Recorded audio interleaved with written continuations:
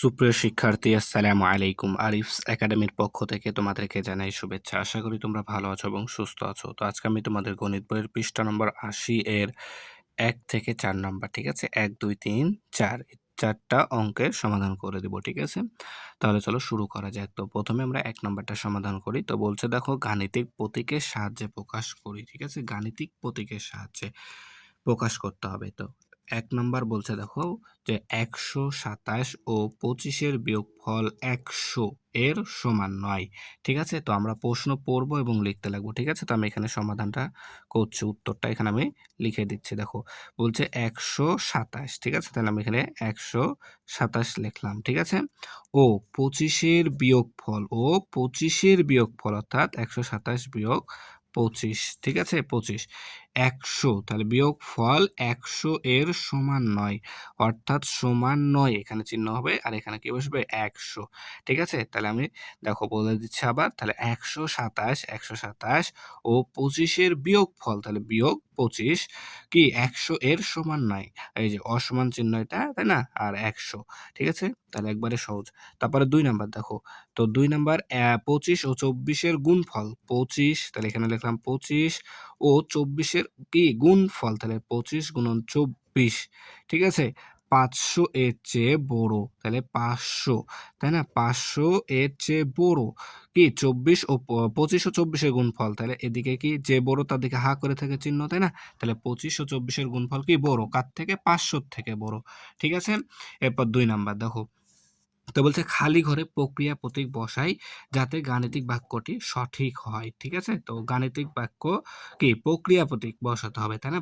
প্রক্রিয়া প্রতীক কিন্তু আমরা শিখেছিলাম, ঠিক আছে না? প্রক্রিয়া প্রতীক কয়টি আমরা শিখেছিলাম না? যোগ বিয়োগ গুণ ভাগ ৪টি। তাহলে ওই প্রক্রিয়া প্রতীকগুলো এখন এখানে আমাদেরকে বসাতে হবে, ঠিক আছে? তাহলে এখন দেখো এখানে বলছে দেখো ৯, আচ্ছা এখানে এমন একটা প্রক্রিয়া প্রতীক বসাতে হবে, অর্থাৎ যোগ বিয়োগ গুণ ভাগ একটা বসাতে হবে, ঠিক আছে? যেন কি এই যে এটা এখানেও এই ফাঁকা ঘরেও বসালে এই ২ টা এ পাশেরটা এবং এ পাশেরটা কি সমান হয়। তো প্রথমে দেখো আমি এখানে দেখতে পাচ্ছি যদি ১২৬০ কে ২০ দ্বারা ভাগ করি, ঠিক আছে? যদি ভাগ করি, ঠিক আছে? ১২৬০ কে দেখো ১২৬০ কে যদি আমি ২০ দ্বারা ভাগ করি, ঠিক আছে? তাহলে প্রথমে যাবে, তাহলে ৬ দুগুণ ১২ ১২০ যাবে, ঠিক আছে? তাহলে ৬ থেকে শূন্য বাদে ৬, এই শূন্য এখানে নেমে যাবে, তাহলে ৩ ২০ ৬০, ৩ ২০ ৬০, ঠিক আছে? তাহলে ০, তাহলে এখানে আমরা ভাগফল পেলাম ৬৩। তাহলে যদি আমরা ১২৬০ কে ২০ দ্বারা ভাগ করি তাহলে পাচ্ছি ৬৩, তাই না? আচ্ছা তাহলে এখানে আমরা এমন একটা সংখ্যা বসাবো যেন কি ৬৩ আসতে হবে। তাহলে তো এ পাশ বাম পাশ এবং ডান পাশ তো আমাদের এই সমান হবে, তাই না? তাহলে এখানে যদি আমি গুণ দিই তাহলে দেখো ৭ নং ৬৩ হবে। তাহলে এই পাশে দেখো ডান পাশে আমরা বাম পাশেও ৬৩ পাচ্ছি। তাহলে আবার যদি এখানে ভাগ চিহ্ন দিই তাহলে এটা দ্বারা ১২৬০ কে ২০ দ্বারা ভাগ করলে ৬৩ পাচ্ছি। তাহলে দুটো সমান হচ্ছে, ঠিক আছে?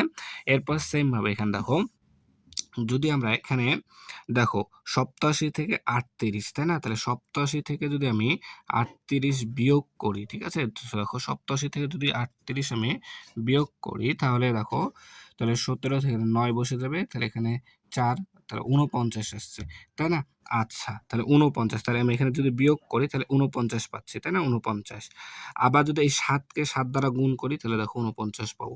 ৭ ৭ 49, ঠিক আছে? আবার ৮৭ বিয়োগ ৩৮, তাহলে ৪৯। তাহলে দেখো ডান পক্ষ এবং বাম পক্ষ সমান হচ্ছে, ঠিক আছে? তাহলে এই ২ টা সমাধান করা হয়ে গেল, ঠিক আছে? দেখো এবার ৩ নাম্বারটা। তো ৩ নম্বর বলছে দেখো কোন গাণিতিক বাক্যটি সত্য ও কোনটি মিথ্যা তা যাচাই করি, ঠিক আছে? কোন বাক্যটি, এখানে ২ টা গাণিতিক বাক্য আছে ৩ নম্বরে, কোনটি সত্য এবং কোনটি মিথ্যা সেটা এখন আমাদেরকে বের করতে হবে, ঠিক আছে? তো ১ নম্বর দেখো, তাহলে আমাদেরকে এগুলো কিন্তু সমাধান করে দেখতে হবে। তো এখানে দেখো ৩২, প্রথমে হচ্ছে ৩২ ভাগ ৪ ভাগ ২, ঠিক আছে? তাহলে প্রথমত দেখো ৩২ কে যদি আমরা ভাগ ৪, তার মানে ৪ আসছে ৩২, ঠিক আছে? ৪ আসছে ৩২, প্রথমে এটুকের কাজ করতে হবে, ঠিক আছে? ৩২ কে ৪ দ্বারা ভাগ করলে ৪ আসছে ৩২ হবে। আবার এখানে ভাগ চিহ্ন আছে, ভাগ দিলাম। আবার তাহলে ২, ঠিক আছে? ২, আচ্ছা তারপরে এখানে বৃহত্তর চিহ্ন আছে, তাহলে এখানে দিলাম।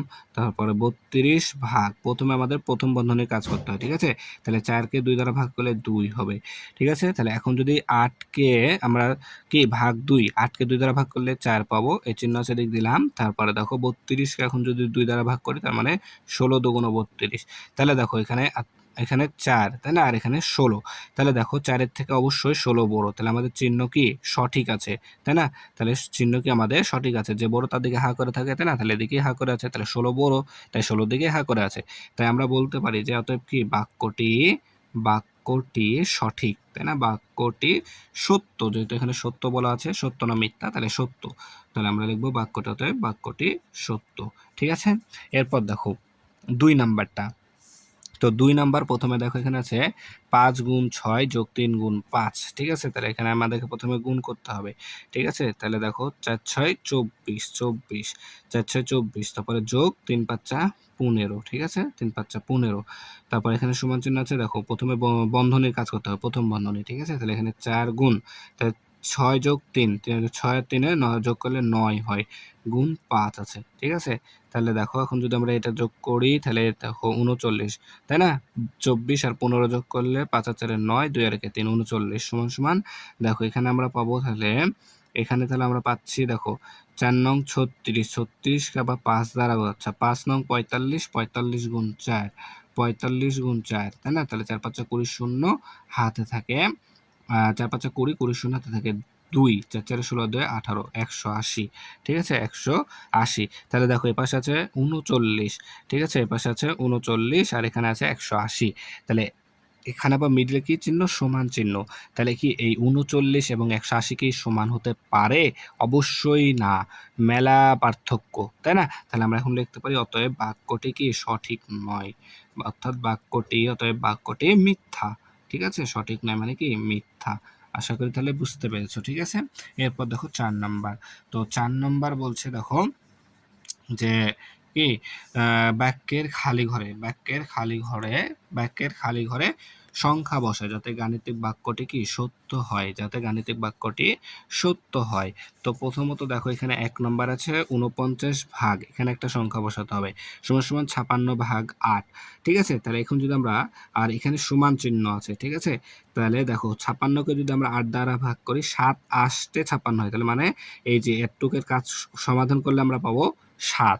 ঠিক আছে? তাহলে এই পাশে যেহেতু, তাহলে বাম পাশ অর্থাৎ ডান পাশে 7 হয়েছে, তাহলে আমাদেরকে কি বাম পাশেও 7 মিলাতে হবে। তাহলে তো এখানে আমরা সমান চিহ্ন ব্যবহার করতে পারবো, তাই না? তাহলে এই 49কে যদি আমরা 7 দ্বারা ভাগ করি, দেখো 7 দ্বারা ভাগ করলে 7 7 49 হয়, অর্থাৎ এখানে আমাদের 7 পাবো। তাহলে এখন দেখো বাম পক্ষেও 7, ডান পক্ষেও 7, তাহলে কি 7 আর 7 সমান, তাই আমরা এখানে সমান চিহ্ন ব্যবহার করতে পারবো।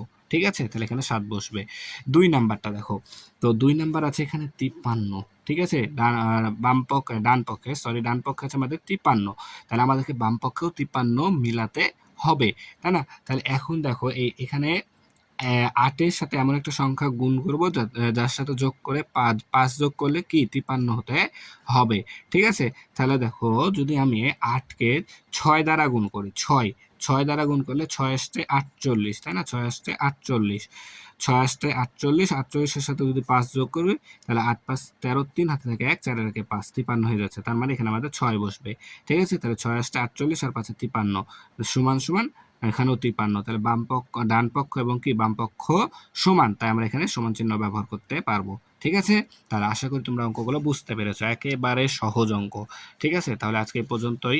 ভিডিওটি ভালো লাগলে অবশ্যই লাইক কমেন্ট শেয়ার করতে ভুলবে না, এবং পরবর্তী ভিডিও সবার আগে পেতে আমাদের চ্যানেলটি সাবস্ক্রাইব করে রাখো। আল্লাহ হাফেজ, আসসালামু আলাইকুম ওয়া রাহমাতুল্লাহ।